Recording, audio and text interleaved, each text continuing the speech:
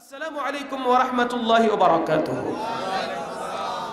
আমাকে একটি বিষয় নির্ধারণ করে দেওয়া হয়েছে, হযরতে বিলাল হাবশী রাদিয়াল্লাহু তাআলা আনহুর জীবনী সম্পর্কে কিছু আলোচনা পেশ করার জন্য আমাকে বলা হয়েছে।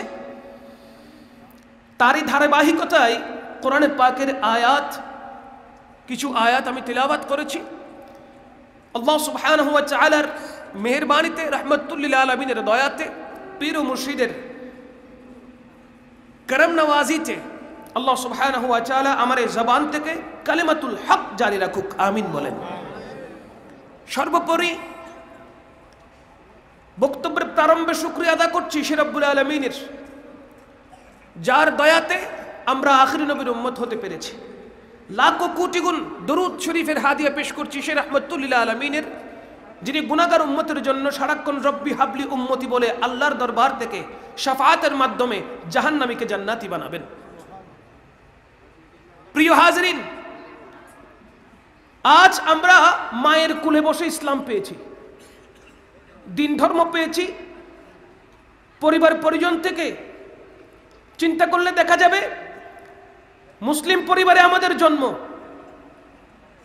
মুসলিম পরিবারে আমাদের জন্ম হয়েছে, মুসলিম সমাজে আমরা বসবাস করছি, মুসলিম থানায় আমরা উপস্থিত রয়েছি, মুসলিম জেলায় নিজেদের ঘর তৈরি করেছি, মুসলিম সমাজে, মুসলিম পাড়ায়, মুসলিম এলাকাতে মুসলমান বন্ধুদেরকে নিয়ে আমাদের পথ অতিবাহিত আমরা করছি, জীবনযাপন অতিবাহিত করছি, এমনকি মুসলিম কান্ট্রিতে আমরা বসবাস করছি। কথা বলেন ঠিক না? আজকে থেকে যদি 1450 বছর আগের কথা চিন্তা করেন, রাসূল আরবি সাল্লাল্লাহু আলাইহি ওয়া সাল্লাম এই পৃথিবীতে আসার পূর্বের কথা যদি একটু খেয়াল করেন, ইসলামের ইতিহাসকে যদি একটু পর্যালোচনা করে দেখেন, হাদিসে পাকের মাধ্যমে, কোরআনুল কারীমের মাধ্যমে, নাজিল হওয়ার মাধ্যমে বিভিন্ন রিওয়ায়াত যদি আপনি পড়েন, বিভিন্ন আয়াতের ব্যাখ্যা যদি আপনি পড়েন, বিভিন্ন আয়াতের অনুবাদ যদি আপনি পড়েন, তাহলে বুঝতে পারবেন বড় কঠিন অবস্থা থেকে আমরা ইসলাম ধর্ম পেয়েছি। হায়াতুন নবী হুজুর আকরাম সাল্লাল্লাহু আলাইহি ওয়াসাল্লামের কষ্ট ত্যাগ স্বীকার করার মাধ্যমে আমরা ইসলাম ধর্ম পেয়েছি। হায়াতুন নবী সাল্লাল্লাহু আলাইহি ওয়াসাল্লামের মাধ্যমে সাহাবায়ে কেরামগণ দ্বীনের শিক্ষা পেয়েছে, ইসলাম ধর্ম গ্রহণ করেছেন, এবং আসহাবে রাসূলুল্লাহগণ কত কষ্ট করে দ্বীন এবং মাযহাব মিল্লাতকে, কত কষ্ট করে দ্বীনের প্রচার এবং প্রসার করেছেন। যারা সর্বক্ষণ, যাদের কণ্ঠনালীর উপরে তলোয়ার থাকতো, সর্বক্ষণ ইসলাম ধর্ম গ্রহণ করার কারণে নির্যাতন নিপীড়নের শিকার হয়েছে, এমন সাহাবায়ে কিরাম কষ্ট সহ্য করেছেন, তাকলিফ তাদের হয়েছে, আঘাতের পর আঘাত ওনারা সহ্য করেছেন। এরপরেও আল্লাহ সুবহানাহু ওয়া তাআলার কথা, প্যারা রাসূল সাল্লাল্লাহু আলাইহি ওয়াসাল্লামের রাখা সেই অন্তরের মুহাব্বতের কথা প্রত্যেকটা সাহাবী কখনো ভুলেন নাই। কথা বলেন ঠিক কিনা? তারই ধারাবাহিকতায় যে বিষয়টা নিয়ে আমাকে আলোচনা করার জন্য বলা হয়েছে, হযরতে বিলাল রাদিয়াল্লাহু তাআলা, যিনি আমার রাসূল পাক সাল্লাল্লাহু আলাইহি ওয়াসাল্লামের মুয়াজ্জিন ছিলেন। আয় হায়, যার কণ্ঠনালী থেকে, যার এই সুর থেকে, যার কণ্ঠনালী থেকে এমন সুর বের হতো, যে সুর দুনিয়াতে ঘুরতে ঘুরতে ঘুরতে ঘুরতে আল্লাহর আরশ মাকাম পর্যন্ত গিয়ে ঠেকতো, যার সুরিলা আজান, যার ইশক এবং মুহাব্বতের আজানের ধ্বনি আল্লাহর কাছে বড় পছন্দ ছিল। বলেন না সুবহানাল্লাহ। এই বিলাল হাবশী কেমন কষ্ট তিনি সহ্য করেছেন, কেমন তাকলিফ ওনার হয়েছে, কেমন কষ্ট করে তিনি রাতের পর রাত, দিনের পর দিন, সপ্তাহের পর সপ্তাহ আঘাত সহ্য করার পর, কঠিন আঘাত সহ্য করার পর তিনি ইসলামকে ত্যাগ করেন নাই, বরঞ্চ আল্লাহ সুবহানাহু ওয়া তাআলার রহমতকে আলিঙ্গন করে, মুস্তাফা সাল্লাল্লাহু আলাইহি ওয়াসাল্লামের প্রেম ভালোবাসাকে বুকে ধারণ করে, লালন করে, তারপরে বলে গেছেন প্রয়োজনে শহীদ হয়ে যাব, তারপরে ইসলাম ধর্ম ত্যাগ করতে পারবো না। প্রয়োজনে শাহাদাতের সুদা পান করে নেব, তারপরে দ্বীন ইসলাম ত্যাগ করতে পারবো না। হুজুর আকরাম সাল্লাল্লাহু তাআলা আলাইহি ওয়া সাল্লাম হযরতে আবু বকর সিদ্দিক রাদিয়াল্লাহু তাআলা আনহুকে নিয়ে সফরে বের হলেন। হযরতে আবু বকর সিদ্দিক রাদিয়াল্লাহু তাআলা আমার নবীর সাথে ছায়ার মতো লেগে থাকতেন। মানুষের ছায়া যেইভাবে থাকে সিদ্দিকে আকবর আমার নবীজির ছায়ার মতো লেগে থাকতেন। আমার নবী যেখানে সিদ্দিকে আকবরও সেখানে, দয়াল নবী যেখানে যাচ্ছেন সিদ্দিকে আকবর সেইখানে যাচ্ছেন। কারণ কি? আমার সিদ্দিক আকবর বলে, ওগো রাসূল, আপনার নূরানি চেহারা দেখলে আমার ভালো লাগে। আপনার কাছ থেকে যদি একটুর জন্য বিরত হয়ে যায়, একটুর জন্য যদি দূরত্ব সৃষ্টি হয়ে যায়, আমি সিদ্দিক আকবরের জন্য বড় কষ্টকর হয়ে যায়। দেখেন কত মহব্বত করে আমার রসুলকে। সিদ্দিক আকবর সাথে চলে যাচ্ছেন। পাহাড়ের চূড়ায় যখন উঠতে লাগলেন, ধীরে ধীরে ধীরে ধীরে পাহাড়ের চূড়ায় যখন উঠলেন, দেখতে পাচ্ছ ওইখানে একজন ছাগল চড়াচ্ছেন, দুম্বা চড়াচ্ছেন। আমার রাসূল আরবি সাল্লাল্লাহু আলাইহি ওয়াসাল্লাম দীর্ঘ পথ পাড়ি দেওয়ার কারণে ক্লান্ত হয়ে গেলেন, পরিশ্রান্ত হয়ে গেলেন। তাকে জিজ্ঞাসা করা হলো, তাকে বলা হলো, এখানে কে আছো? আমাকে কি একটু পানি পান করাইতে পারো? এই জায়গার মধ্যে কে আছো? আমি রাসূলকে কি একটু পানি পান করাইতে পারো? দেখেন হেদায়েত যখন থাকে, সেই হেদায়েত নেওয়ার জন্য মানুষ দূর দূর দূর থেকে ওই হেদায়েতের খুশবু পেয়ে যায়, ঠিক কি না? কট্টর কাফের যদি তার ব্রেইনে, তার মগজে, তার হকে হেদায়েত লেখা থাকে, তাহলে সে মৃত্যুর পূর্ব মুহূর্ত হলেও দিন ইসলাম গ্রহণ করার সুযোগ থাকে, ঠিক কি না? হযরতে বিলাল রাদিয়াল্লাহু তাআলা তিনি দেখতে পাচ্ছেন কত সুন্দর নূরানি সুরতের মানুষ, কত সুন্দর সুরতের নূরানি মানুষ। কোত্থেকে আসলো, কোত্থেকে আসলো? আবার এখানে এসে পানি চাচ্ছে, একটু সামনের দিকে যাই। সিদ্দিক আকবর গিয়ে বলে, আপনার কাছে, আপনার এখানে যদি কোনো পানি থাকে তাহলে দেন। আমাদের আকা মুহাম্মাদুর রাসূলুল্লাহ সাল্লাল্লাহু তাআলা আলাইহি ওয়াসাল্লাম পানি পান করার জন্য চাচ্ছেন। হযরতে বিলাল হাবশী বলে, আমি কি আপনাদের আকা রাসূল আরবি সাল্লাল্লাহু আলাইহি ওয়াসাল্লামকে একটু দেখতে পারি, দোয়া নেওয়ার জন্য যেতে পারি? কারণ কি?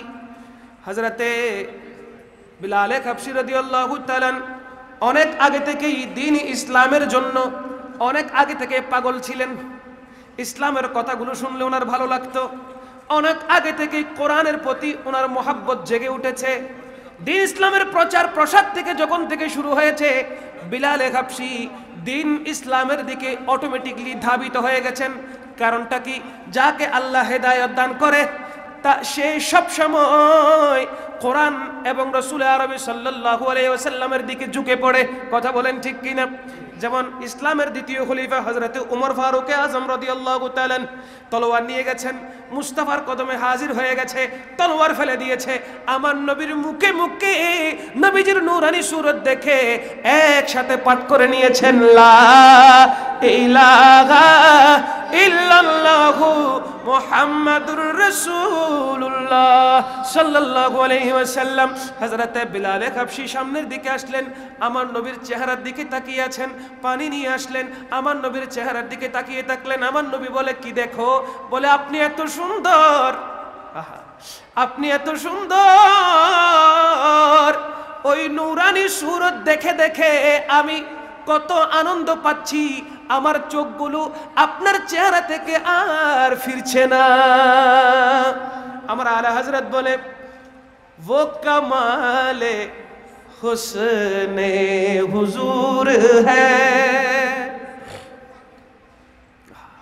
वो कमाले हुस्ने हुजूर है के गुमान नक्शे जहान ही, यही फूल खार से दूर है, यही शम्मा है के धुआं नहीं, সে যে সুন্দর তার শেষ কোথায় আসেনি কবু কল্পনায়, সে যে এমনই গোলাপ যাতে কাঁটা নাই, সে যে এমন প্রদীপ যাতে ধোঁয়া নাই, वो कमाले हुस्ने হুজুর চিৎকার দিয়ে বলেন না সুবহানাল্লাহ। আমার নবী কেমন সুন্দর। আমার আলা হযরত বলতেছেন নবী এত সুন্দর, দুনিয়ার কোন সুন্দরের সাথে আমি তুলনা করব? আরে মানুষ ভালোবাসা প্রকাশ করতে গিয়ে গোলাপ ফুল ব্যবহার করে না বাবা? একজন অপরজনকে, যেমন আমরা কোনো মাজারে পাকে গেলে গোলাপ ফুলের একটি মালা নিয়ে যাই, আমাদের আপন পীর মুর্শিদের দরবারে গেলে, আপন পীর মুর্শিদকে রিসিভ করতে গেলে, আপন পীর মুর্শিদকে ভালোবাসার বহিঃপ্রকাশ করতে গেলে তখন আমরা গোলাপ ফুলের মালা নিয়ে যাই, গোলাপ ফুলের তোড়া নিয়ে যাই। কেন? বলে ভালোবাসার বহিঃপ্রকাশ ঘটানোর জন্য। ঠিক কি না? স্বামী স্ত্রীর মধ্যে ভালোবাসার বহিঃপ্রকাশ যখন ঘটাতে যায়, তারা যখন বিভিন্ন অকেশনে একজন অপরজনকে, তখন ওই গোলাপ ফুলের মাধ্যমে তারা একজন অপরজনকে ভালোবাসার আদান প্রদান করে। কথা বলেন ঠিক না? এই গোলাপ ফুল হলো ভালোবাসার একটি প্রতীক, ভালোবাসার একটি প্রতীক। লাল গোলাপ হলো ভালোবাসার একটি প্রতীক। কেন? জমিন থেকে আসমানের দিকে যখন আমার রাসূল মেরাজে যাচ্ছিলেন, জমিন থেকে যখন ঊর্ধ্বগমন করছিলেন, উপরের দিকে উঠছিলেন, তখন জমিন চিৎকার দিয়ে ছোট বাচ্চার মতো কান্নাকাটি শুরু করে দিয়েছে। ছোট বাচ্চার মতো জমিন কান্নাকাটি করছে। আমার নবী বলে তুই কাঁদিস কেন? বলে ইয়া রাসূলুল্লাহ, আপনি যে আমাকে একা করে চলে যাচ্ছেন, ওই বেদনা আমি জমিনের আর সহ্য হচ্ছে না। কেন? আপনি রাসূল তো ঊর্ধ্বগমন উঠছেন, আমি কি নিয়ে বাঁচবো? বলেন না সুবহানাল্লাহ। আপনি রাসূল তো উপরের দিকে উঠছেন, আমি কি নিয়ে বাঁচবো? তখন হায়াতুন নবী, জিন্দা নবী, নূরুন নবী আপন পেশানি মুবারক থেকে হালকা ঘাম নিয়ে এক ঘামের ফোঁটা যখন জমিনের মধ্যে এভাবে রাখলেন, এভাবে যখন ফেললেন, সাথে সাথে ওই ঘামের ফোঁটা থেকে জমিন থেকে গোলাপ ফুলের সৃষ্টি হয়েছে। জোরে বলেন না সুবহানাল্লাহ। এই জন্য শায়েরও বলেছেন, আমাদের সৈয়দ হাসান মুরাদ আল কাদরি, তিনি বলতে লাগলেন, আরে গোলাপ নীলম গাদা নীলম নীলম রজনী গন্ধা, মনের সুখে মালা গাঁথিলাম সকাল হতে সন্ধ্যা, একবারে দেখা দাও যদি ও গো কামলি ওয়ালা, হাসি মুখে পরাবো তোমায় হাজার ফুলের মালা, বলি সবে ইয়া রাসূলুল্লাহ ইয়া হাবিবাল্লাহ ইয়া রাসূলুল্লাহ।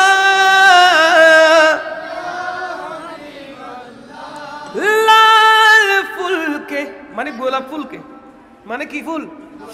লাল ফুলকে প্রশ্ন করি রংটি কোথায় পেলে, উহুদ ময়দানে নবীর রক্তের কথা বলে, তাই লাল ফুলকে ভালোবেসে তুলে গাঁথলাম মালা, সুযোগ পেলে পরাবো তোমায় লাল ফুলের মালা, পড়িয়া রাসূলুল্লাহ।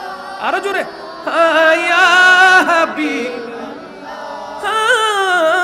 ইয়া রাসূলুল্লাহ ইয়া হাবিবাল্লাহ। চিৎকার দিয়ে বলেন না সুবহানাল্লাহ। কি বলতে যাচ্ছিলাম? আমরা যখন কোনো মুহাব্বতের বহিঃপ্রকাশ ঘটাতে যাই, তখন আমরা লাল ফুলের মাধ্যমে ভালোবাসার বহিঃপ্রকাশ করি, ঠিক না? তাহলে বোঝা গেল ভালোবাসার প্রতীক হলো গোলাপ। কি? গোলাপ ফুল। এখন আপনি দুনিয়াবি গোলাপ নিতে যান, বাগান থেকে গোলাপ তুলতে যান, দোকান থেকে গোলাপ কিনতে যান, ভালোভাবে ধরতে গেলে কাঁটা ফুটতে হবে। কি ফুটতে হবে? কাঁটা। কাঁটা বিধিবে শরীরের মধ্যে, আঙ্গুলের মধ্যে কাঁটা লাগবে। কেন? বলে গোলাপ সুন্দর হলেও তার ভিতরে দোষ আছে। গোলাপ সুন্দর হলেও তার ভিতর কি আছে? দোষ আছে। দোষটা কি? কাঁটা। দোষটা কি? কাঁটা। লাইট দেখেন অন্ধকারকে আলোকিত করে, অন্ধকার আলোকিত হয়ে যায়। যে লাইট অন্ধকারকে আলোকিত করে, ওই লাইটের মধ্যেও দোষ আছে। চারাক বাতি জ্বালালে ধোঁয়া ওঠে, ওঠে না? মোমবাতি জ্বালালে আগুন থেকে ধোঁয়া ওঠে, আর যেই লাইট লাগানো হয়েছে ওই লাইট দেখবেন ঘরের ছাদের মধ্যে লাগিয়েছেন, ঘরের মধ্যে লাগিয়েছেন, দীর্ঘদিন জ্বলার কারণে লাইটের উপরে কালো কালো দাগ হয়ে গেছে, ঠিক কি না? কারণ কি বলে কি লাইটের দোষ হলো ধোঁয়া বের হওয়া। লাইটের দোষ কি? ধোঁয়া বের হওয়া। আমার আলে হযরত আজিমুল বরকত পরওয়ানা শামঈ রাসালাত শাহ আহমদ রাজা খান ফাদল ইবনে তিনি বলতে লাগলেন, বলে আমার রাসূলকে আল্লাহ এমন ভাবে সৃষ্টি করেছেন দুনিয়ার গোলাপের মধ্যে কাঁটা রয়েছে, কিন্তু আমার নবী এমন পুষ্পটিত গোলাপ যেই গোলাপে কোনো কাঁটা নাই, যেই গোলাপে কোনো দোষ নাই, কোনো ত্রুটি নাই, এমন চমৎকার একটি গোলাপ যে গোলাপের নাম নবী মুহাম্মদুর রাসূলুল্লাহ সাল্লাল্লাহু আলাইহি ওয়াসাল্লাম। চিৎকার দিয়ে বলেন না সুবহানাল্লাহ। দুনিয়ার আলোর মধ্যে দোষ রয়েছে, আগুনেও দোষ আছে, লাইটের মধ্যেও দোষ আছে। আমার নবী রাহমাতুল লিল আলামিন নবী এমন এক লাইট, এমন এক আলো, এমন এক সিরাজুম মুনির যেই লাইটের মধ্যে কোনো ধোঁয়া নাই। তিনি হলেন রাহমাতুল লিল, বলেন না রাহমাতুল লিল। ওই পবিত্র চেহারা দেখে, ওই পবিত্র নূর দেখে বিলাল হাবশী আর চোখ সরাতে পারছে না। তাকিয়ে আছে তো তাকিয়ে আছে, তাকিয়ে আছে তো তাকিয়ে আছে। হযরতে আবু বকর সিদ্দিক রাদিয়াল্লাহু তাআলা জানিয়ে দেয়, ওগো বিলাল, তুমি যার দিকে তাকিয়ে আছো তিনি আল্লাহর পক্ষ থেকে রাহমাতুল লিল আলামিন হয়ে দুনিয়ায় এসেছে।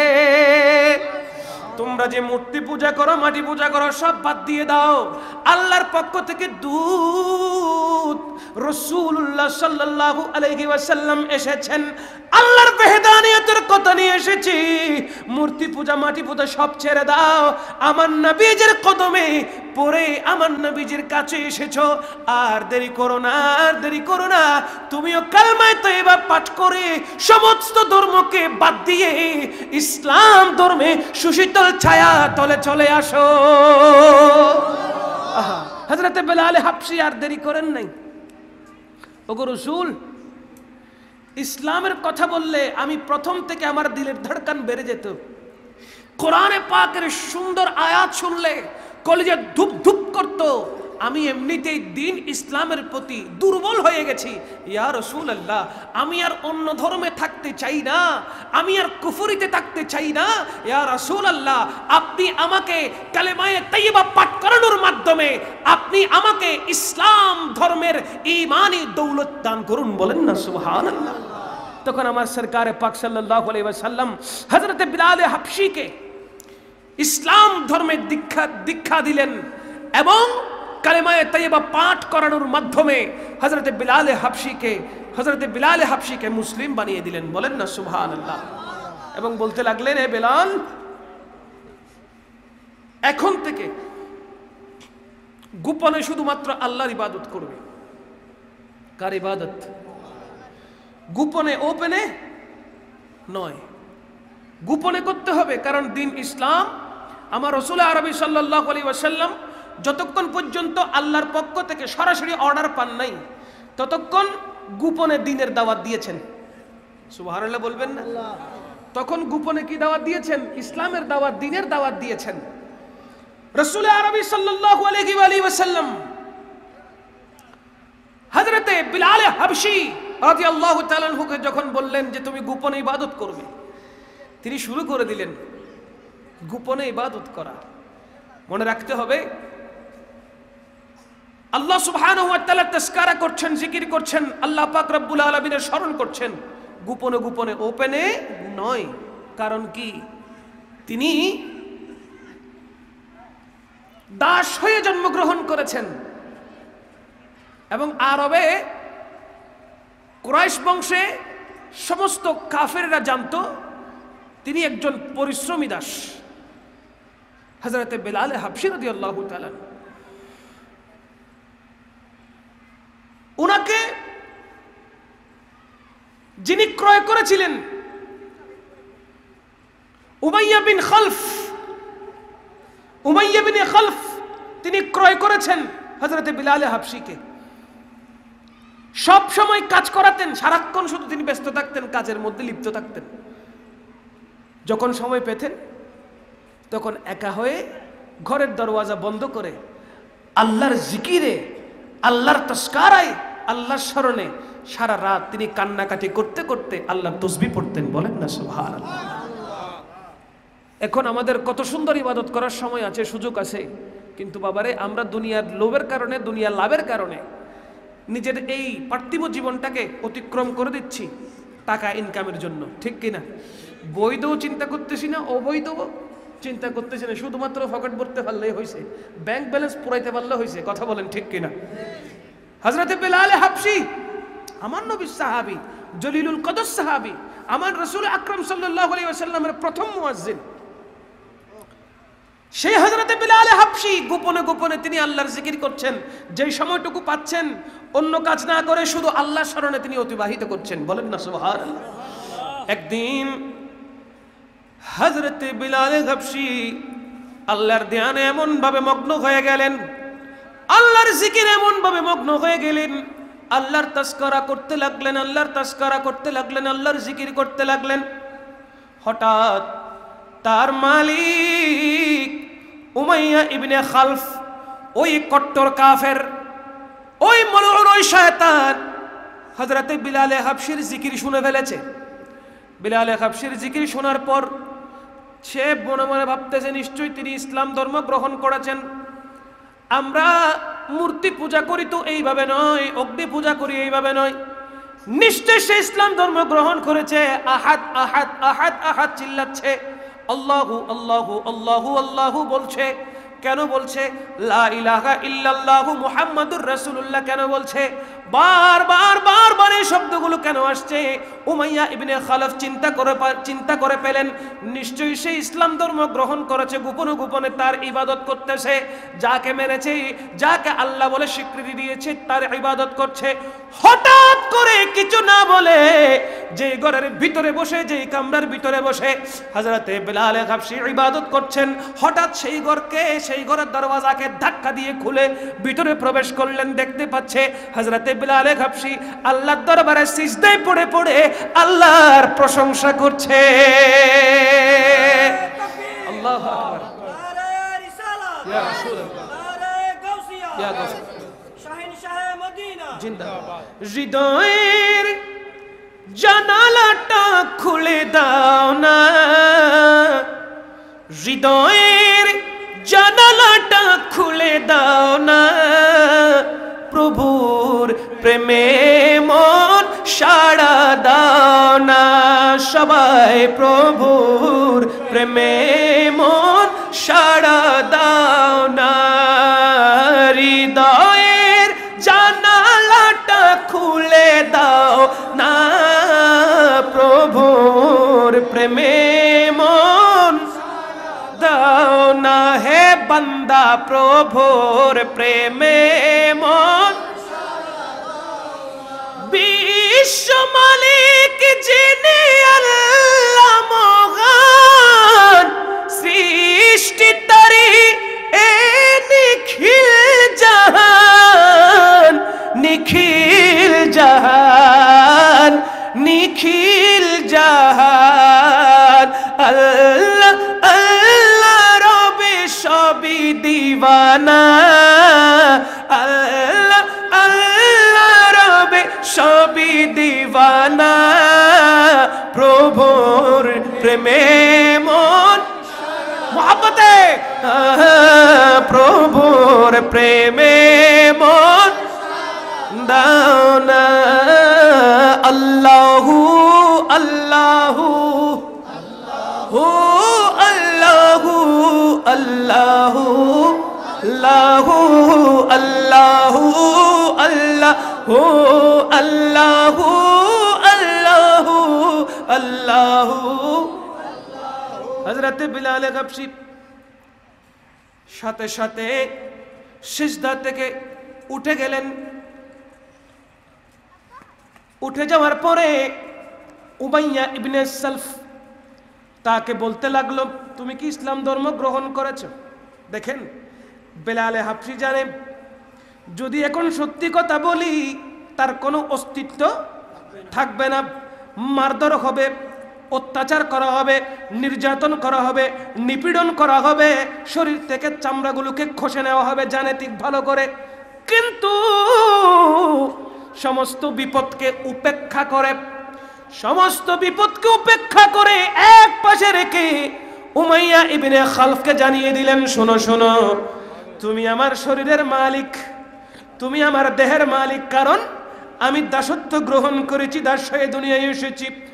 তুমি আমাকে ক্রয় করেছো, সেই হিসেবে তোমার সমস্ত কাজ করে দেওয়া আমার কর্তব্য। কিন্তু আমার আত্মার মালিক হয়ে গেল আল্লাহ, আমার আত্মার মালিক হয়ে গেল আল্লাহ, আমার ঈমান আল্লাহ, আমার ঈমান আল্লাহ।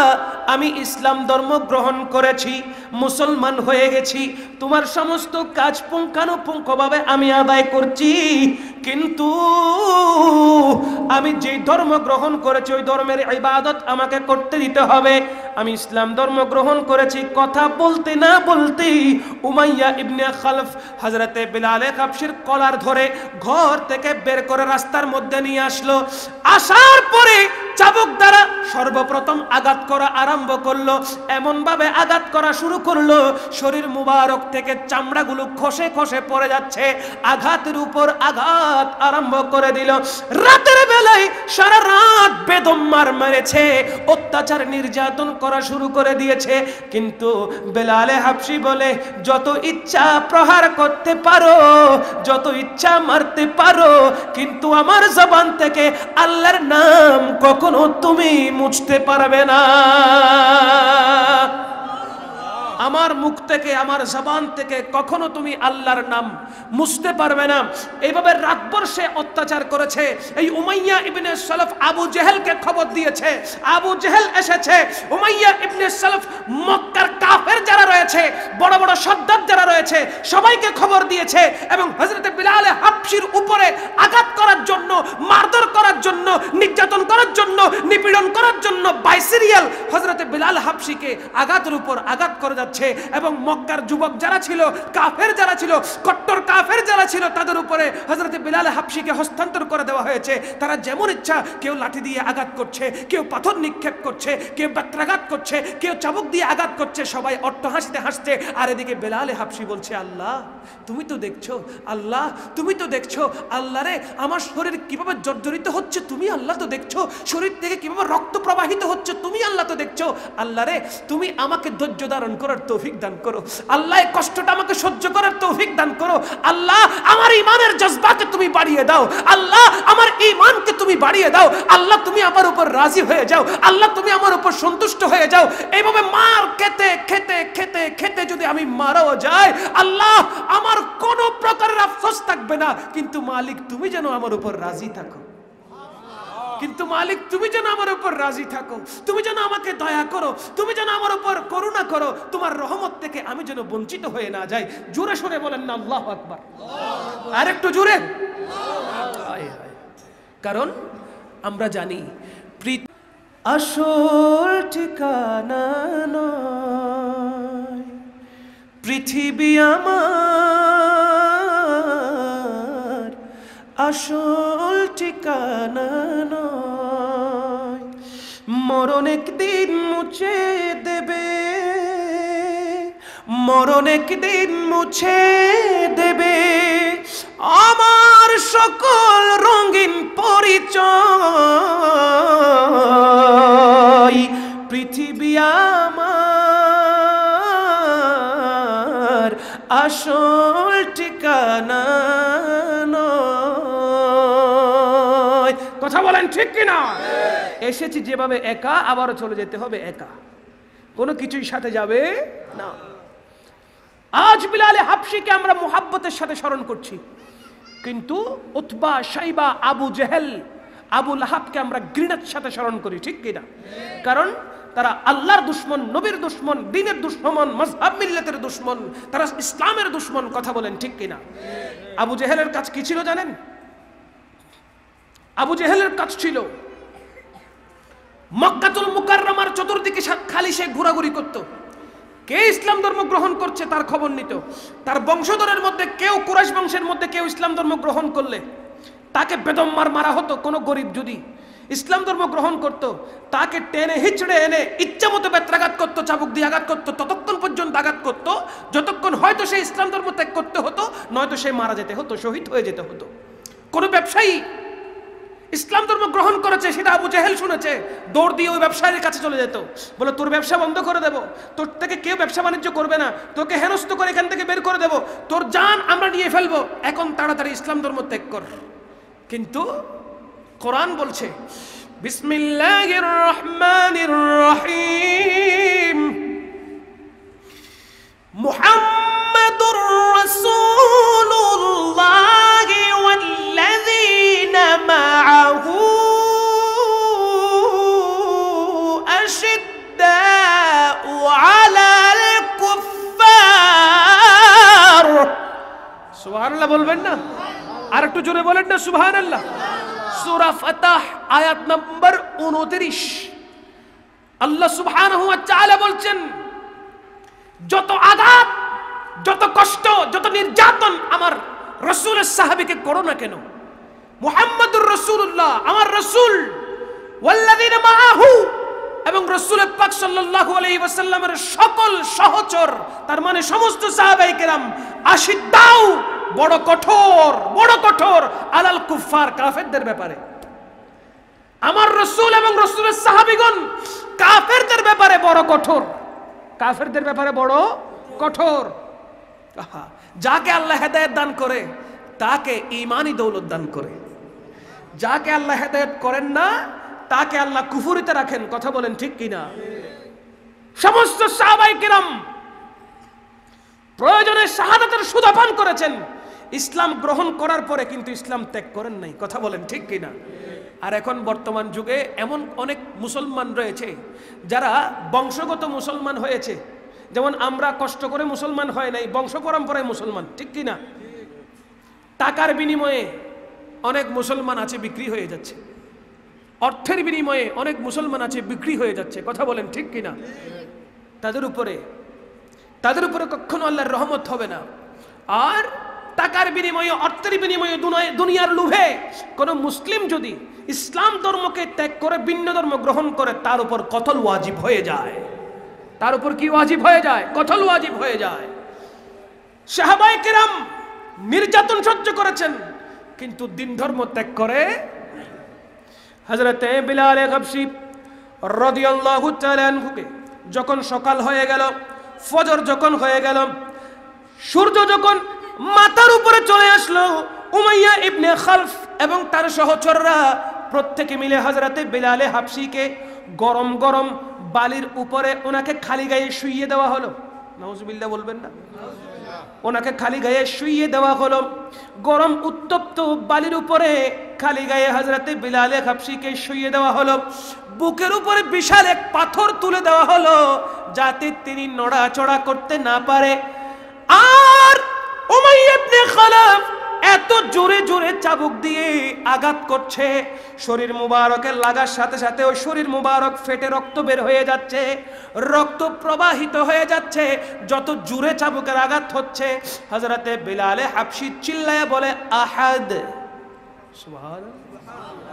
যত জোরে আঘাত হয় বিলাল হাবশী চিৎকার দিয়ে বলে আহাদ। যত জোরে আঘাত হয় বিলাল হাবশী চিৎকার দিয়ে বলে আহাদ। এভাবে উমাইয়া ইবনে খালফ হযরতে বিলাল হাবশীকে মারতে মারতে সে হয়রান হয়ে গেল। এবার বলে, হে আবু জেহেল, এখন আপনি মারেন। আবু জেহেল মারতে মারতে আবু জেহেলও হয়রান হয়ে গেল। এইভাবে যুবকদেরকে দিয়ে হযরতে বিলাল হাবশীকে বেদম পিটানো শুরু করে দিল।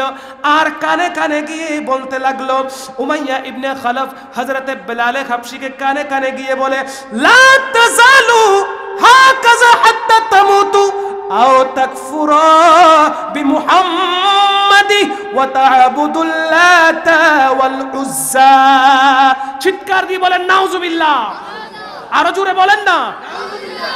উমাইয়া ইবনে খালফ বলতে লাগলো, হে বেলাল, তুমি যদি ইসলাম ধর্মকে ত্যাগ না করো, মুহাম্মদ আরবি সাল্লাল্লাহু আলাইহি ওয়াসাল্লাম যে ধর্ম নিয়ে এসেছে ওই ইসলাম ধর্ম যদি ত্যাগ না করো, তোমাকে মারতে মারতে মারতে মারতে ইন্তেকাল হয়ে যাবে, তুমি মারা যাবে, তোমার উপর দয়া হবে না।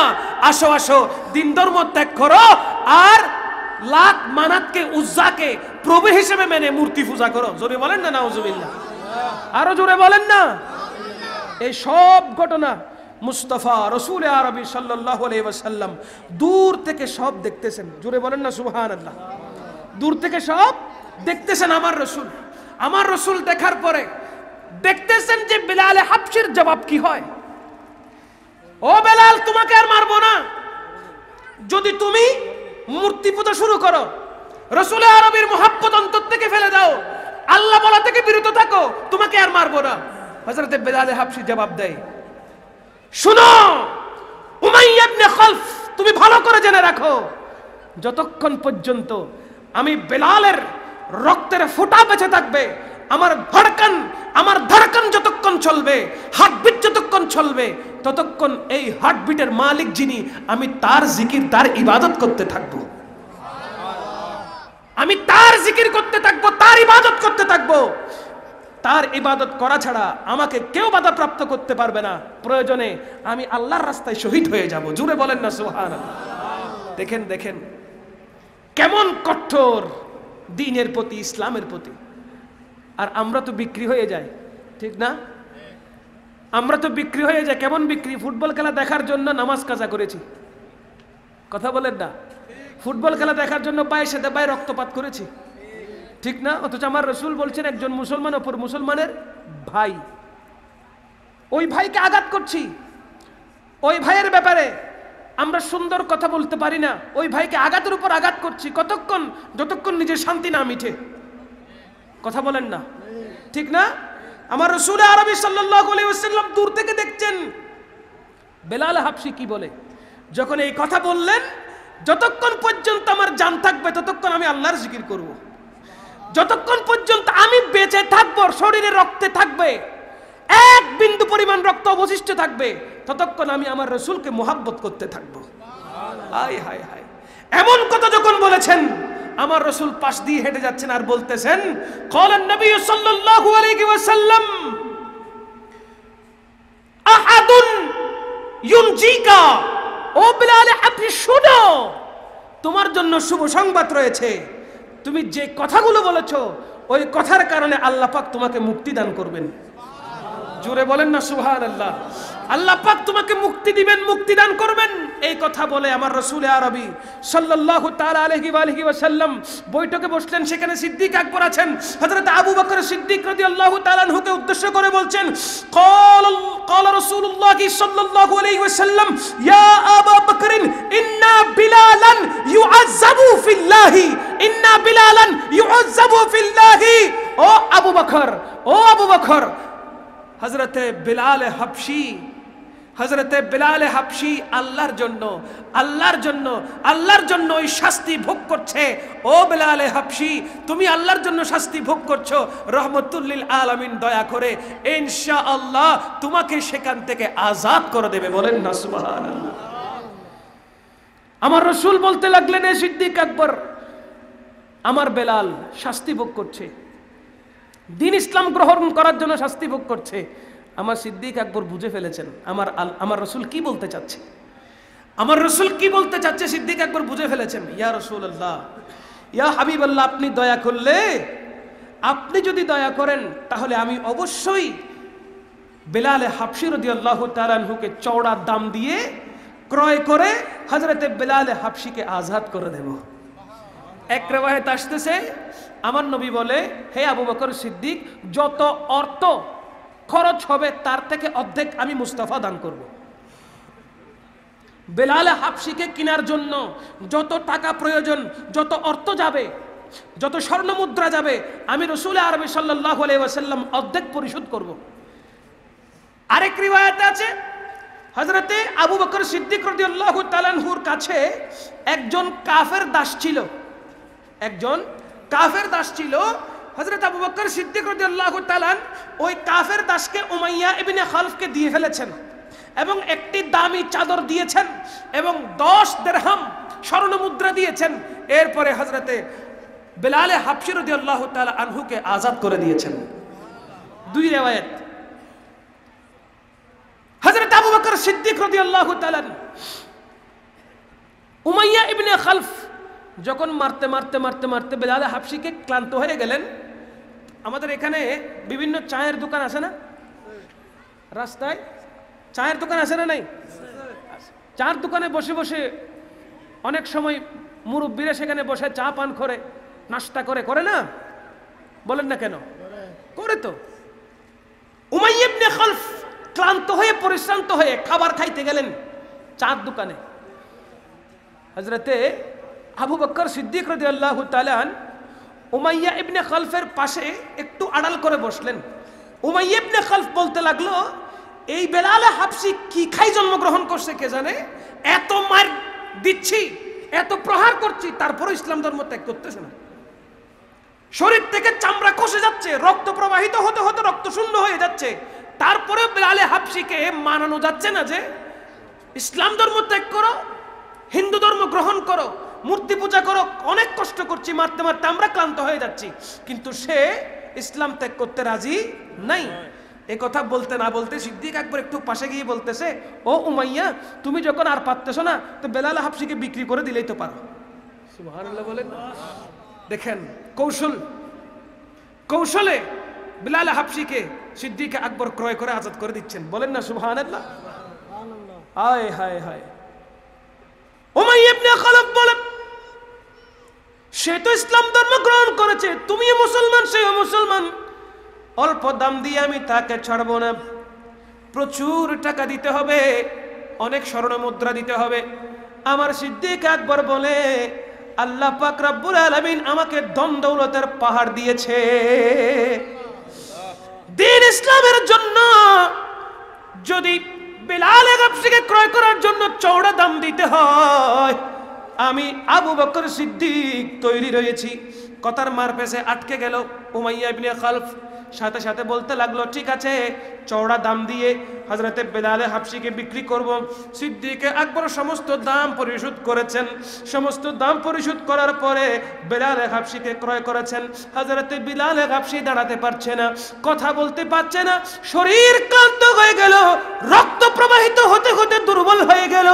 এদিকে যখন আজাদ করে দেওয়া হয়েছে, সিদ্দিক আকবর যখন হযরতে বেলাল হাবশীর হাতের সাথে হাত রাখলেন, মাথার উপরে যখন হাত বুলিয়ে দিচ্ছেন, ও বেলাল হাবশী, আর চিন্তা না, আর চিন্তা নাই, আমার নবী তোমাকে আজাদ করে দিয়েছে। আর চিন্তা নাই তোমার, রাসূল আরবি সাল্লাল্লাহু আলাইহি ওয়াসাল্লাম তোমাকে আজাদ করে দিয়েছে। আমি সিদ্দিক আকবরের মাধ্যমে এই খিদমত আল্লাহর রাসূল কবুল করেছে। চলো চলো উঠো, এখন থেকে তুমি আর উমাইয়া ইবনে খালফের দাস নও, এখন তুমি স্বাধীন একজন পুরুষ। জোরে বলেন না সুবহানাল্লাহ। হযরত বেলাল হাবশী চোখের পানি ছেড়ে দিল আর বলতে লাগলো, ওগো আবু বকর সিদ্দিক রাদিয়াল্লাহু তাআলা আন, আমি মনে করেছিলাম এইভাবে শাস্তি ভোগ করতে করতে করতে করতে আমি দুনিয়া থেকে চলে যাব। আমি মনে করেছিলাম রাসূল আরবি সাল্লাল্লাহু তাআলা আলাইহি ওয়াসাল্লামের নূরানি সুরত আর দেখতে পাবো না। ও সিদ্দিক আকবর, আপনি বড় দয়া করেছেন, আপনার মাধ্যমে রাহমাতুল লিল আলামিন এই খিদমত কবুল করেছে। ও সিদ্দিক আকবর, আমাকে আপনি নিয়ে চলেন, রাসূল আরবির কাছে চলেন, আমি রাহমাতুল লিল আলামিনের কাছে যাব, ওই নবীজির নূরানি সুরত মুবারক আবার জিয়ারত করব।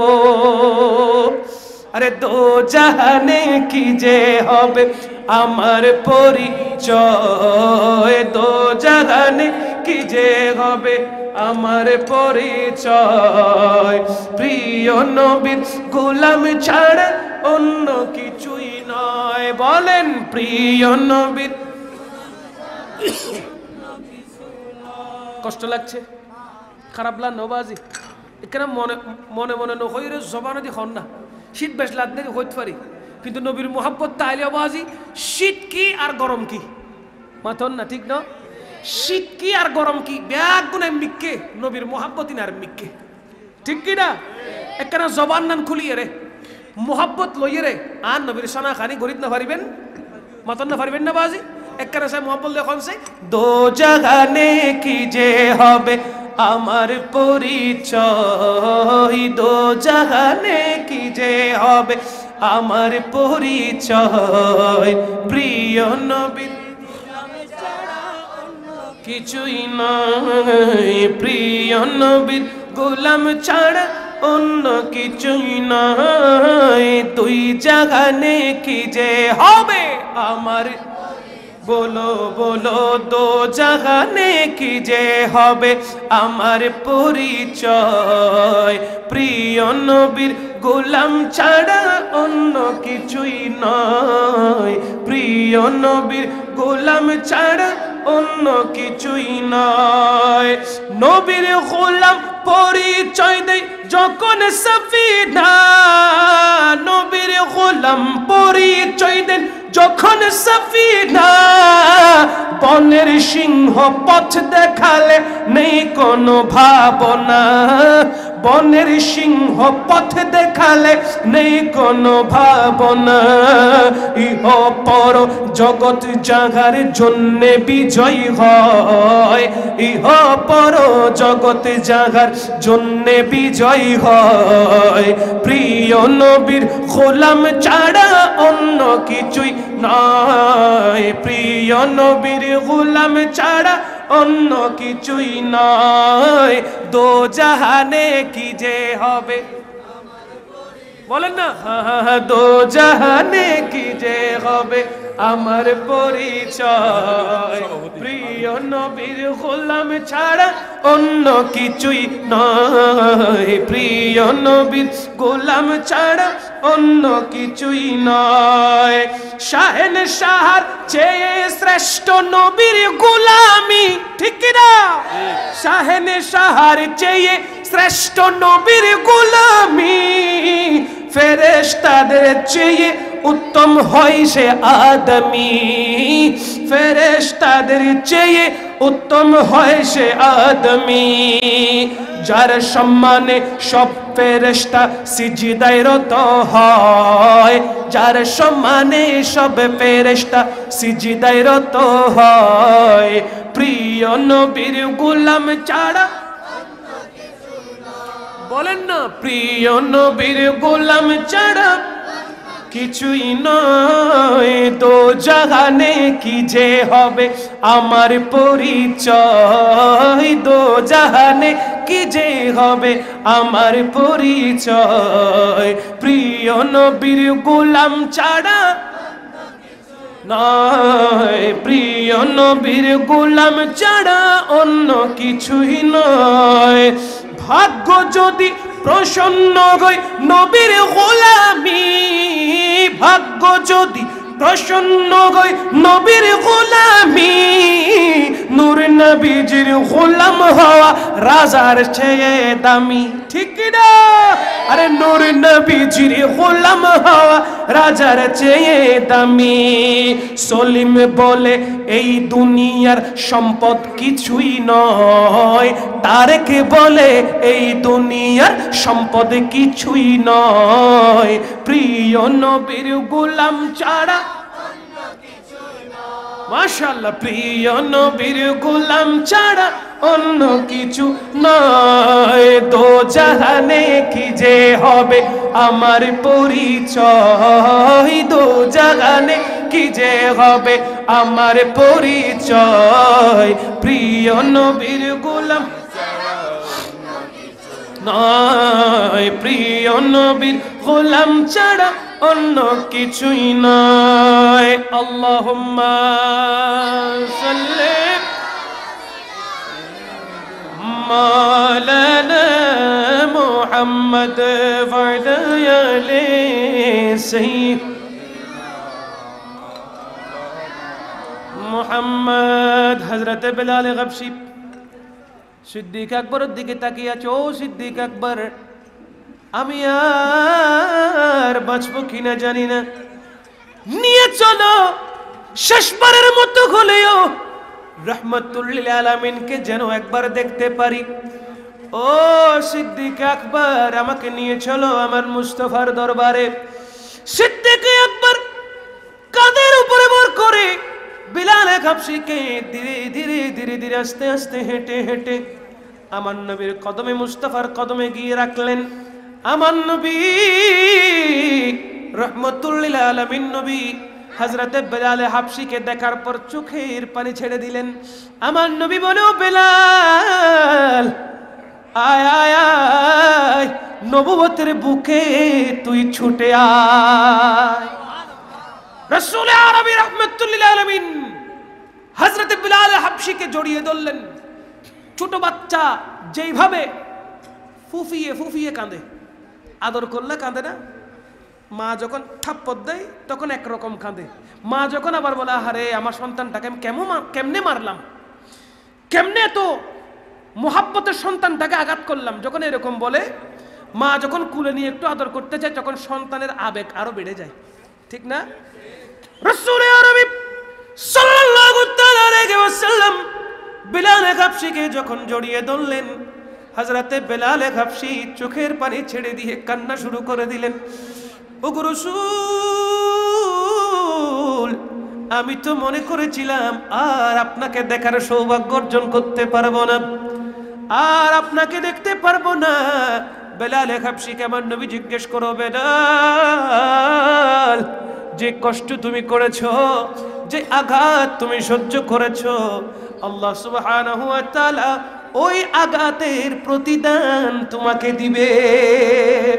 বেলাল হাবশি বলে, ওগো রাসূল, যত কষ্ট হয়েছে সমস্ত কষ্ট আমি সহ্য করে নিয়েছি, এখন আপনি রাসূলকে দেখার পরে সমস্ত কষ্ট আমি ভুলে গিয়েছি। बिलाल तुझ पर निसारे जाऊं कि खुद नबी ने तुझे खरीदा। बिलाल तुझ पर निसारे जाऊं कि खुद नबी ने तुझे खरीदा। नसीब हो तो नसीब ऐसा, गुलाम हो तो बिलाल जैसा। सुभान अल्लाह नखोइबेन, हाय हाय हाय। नसीब हो तो नसीब ऐसा, गुलाम हो तो बिलाल जैसा। बोलें ना सुभान। কেমন নসিব, কেমন তকদির, কেমন চমৎকার তকদিরের অধিকারী হযরত বেলাল হাবশী। ক্রয় করেছেন রাহমাতুল লিল আলামিন। হায়াতুন নবী যাকে ক্রয় করে নিয়েছেন, কিনে নিয়েছেন, এমন সৌভাগ্যের অধিকারী কজনের হতে পারে বলেন তো? এমন সৌভাগ্যের অধিকারী কজন হয় যে মুস্তাফা নবুয়তের হাত দিয়ে কিনে নিচ্ছেন, মুস্তাফা নবুয়তের হাত দিয়ে কিনে নিয়ে নিজের গোলাম হিসেবে কবুল করেছেন? এমন নসিব কয়জনের আছে? হযরতে বেলাল হাবশী বড় খুশনসিব, কথা বলেন ঠিক কি না? আমার নবী বলে, ও বেলাল, মুস্তাফার কদমে চলে আসো, মুস্তাফার কাছে চলে আসো, মুস্তাফার সাথে তোমার হাসর নসর হবে, মুস্তাফা তোমাকে সেইভাবে কবুল করে নিয়েছে। জুড়ে বলেন না সুবহানাল্লাহ। আমরাও নবীর গোলামিতে থাকতে চাই কিনা? আমরা নবীর গোলামিতে থাকতে চাই কিনা? থাকলে লাভ হবে না ক্ষতি হবে বাবা? অবশ্যই লাভ। কেমন লাভ? যে লাভের কোনো তুলনা হয় না। মুস্তাফা কাছে নিয়েছেন আমার নবী যেদিকে, বেলাল হাবশী এখন সেদিকে। সুবহানাল্লাহ বলেন। মুস্তাফা যেদিকে, বেলাল হাবশী সেদিকে। আমার রাসূল আরবী সাল্লাল্লাহু আলাইহি ওয়াসাল্লামের সাথে যুদ্ধের ময়দানে উপস্থিত হয়ে গেছেন হযরতে বেলাল হাবশী। সরকারে পাককে বলেন, ইয়া রাসূলুল্লাহ, কি করতে হবে, কোন ভাবে কাকে কতল করতে হবে? আপনি রাসূল ইশারা করেন, খারদানকে আলাদা করে দেওয়ার দায়িত্ব হচ্ছে আমি বেলাল হাবশীর।